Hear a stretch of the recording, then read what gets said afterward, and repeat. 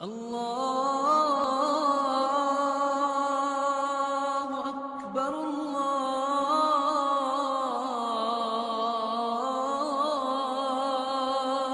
اکبر۔ سعد بن ابی وقاص رضی اللہ تعالی عنہ سے مروی ہے، صحیح مسلم کی روایت ہے، رسول اکرم صلی اللہ علیہ وسلم نے فرمایا، جو شخص اذان سنتا ہے ثم یقول، پھر ان الفاظ کو اپنی زبان پہ لے آتا ہے، اشہد ان لا الہ الا اللہ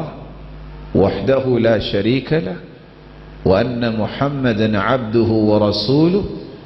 رضیت باللہ ربا وبمحمد رسولا وبالاسلام دینا غفر له ذنوبہ۔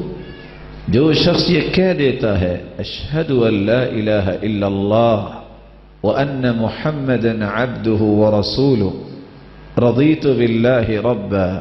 وبمحمد رسولا صلی اللہ علیہ وسلم وبالاسلام دینا، یہ کلمات جس زبان پہ آ جائیں مالک الملک کہنے والے کے گناہوں کو معاف کر دیتے ہیں۔ اور یہاں ایک لمحے کے لیے رکیے، اذان کا جواب یہ بہت بڑی سعادت ہے، اور حیرانگی کی بات یہ ہے کہ ابن حجر عسقلانی رحمۃ اللہ علیہ جو روایت لائے ہیں فتح الباری میں، من لم یجب الاذان لم يدخل الجنہ، جو اذان کا جواب نہیں دیتا وہ جنت میں نہیں جائے گا۔ اور اس کے دو معنی ہیں، پہلا معنی کہ جو اذان سنتا ہے پھر بھی نماز نہیں پڑھتا اور بغیر توبہ کے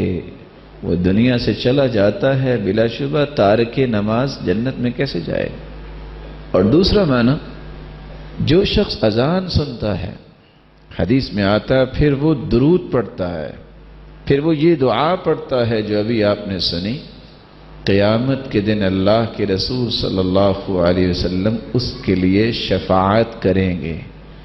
اور آپ سب جانتے ہیں کہ جب تک اللہ کے رسول صلی اللہ علیہ وسلم کی سفارش اور شفاعت نہیں ہوگی، کوئی جنتی بھی جنت میں نہیں جا سکے گا۔ اس لیے جب بھی اذان ہو، یہ 2 سے 3 منٹ عہد کر لیں کہ ہم نے اللہ کو دینے ہیں، اور اللہ کو کیا دینے ہیں، اپنے آپ کو پاکیزہ اور پاک صاف کرنا ہے۔